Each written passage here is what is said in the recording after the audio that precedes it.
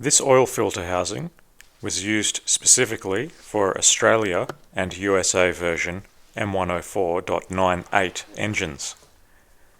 It presents a bit of an issue because it's basically completely unsupported now. The heat exchanger inside has been no longer available for a number of years now, so if it's perforated from corrosion or otherwise blocked up, you're pretty much screwed.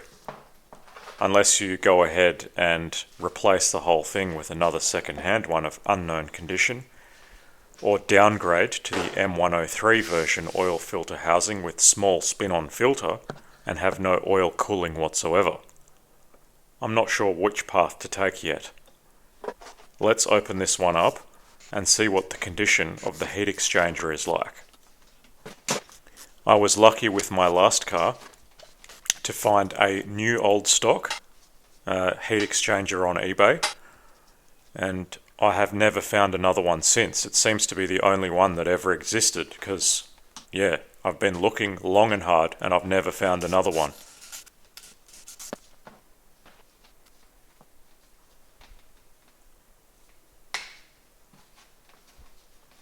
Now that all of the bolts are removed, it should come apart pretty easily. Unfortunately, this one is making a liar out of me, which is not a good sign.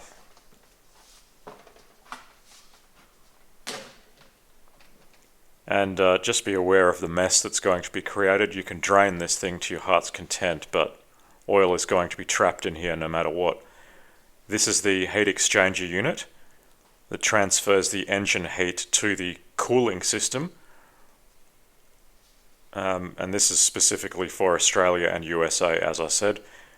Luckily, the Europeans and whoever else got an air-cooled radiator for the engine oil somewhere up the front left of the car. I'd love to have this system, but unfortunately it's extremely rare in this country, and importing it would be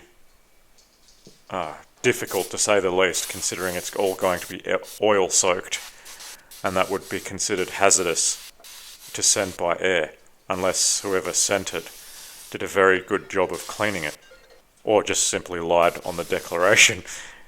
Either way, if anyone does have that set up complete and is willing to sell it to me for a reasonable price, I'm open to conversation on that matter. It would have to have all of the mounting hardware, the hoses, the radiator, and the oil filter housing specifically for the air-cooled version. If you've got one, let me know. This is the back side of the heat exchanger that the coolant flows through. I'm just separating that cover now. Unfortunately, that was also a bit uncooperative and took a bit of effort to remove.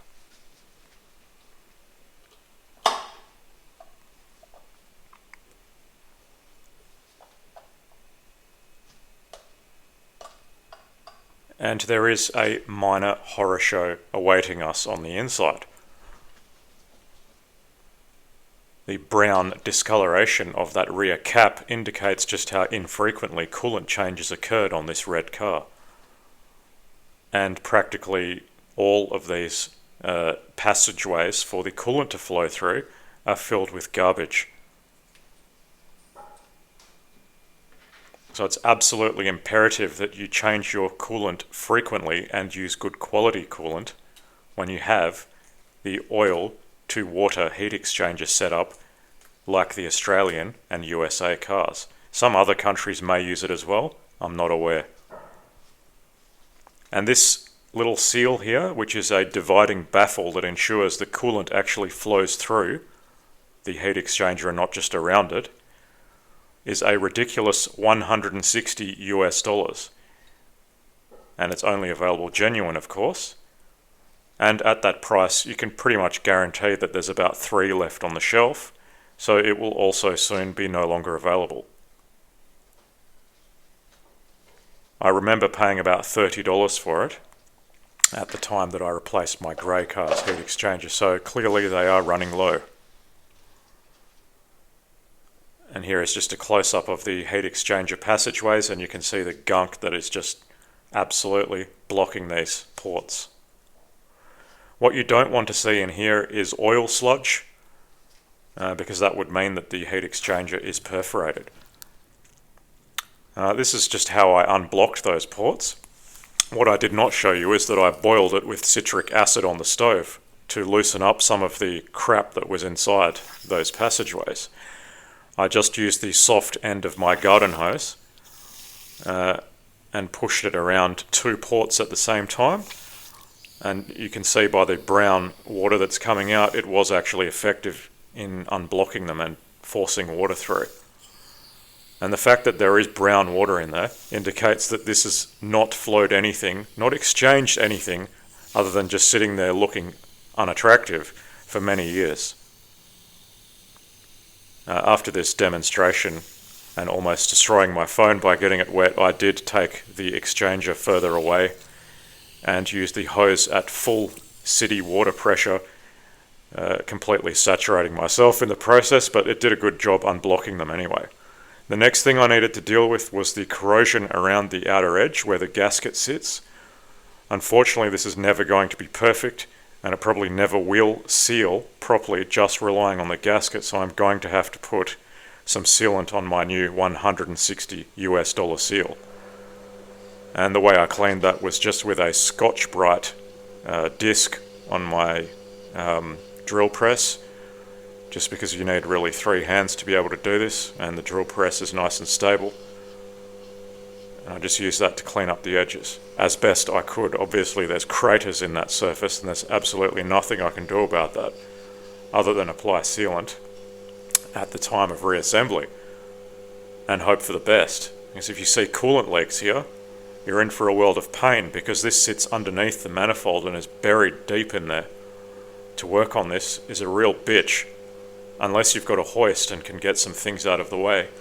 I can't imagine how nightmarish this would be to do in situ, on the ground. And this is my final effort.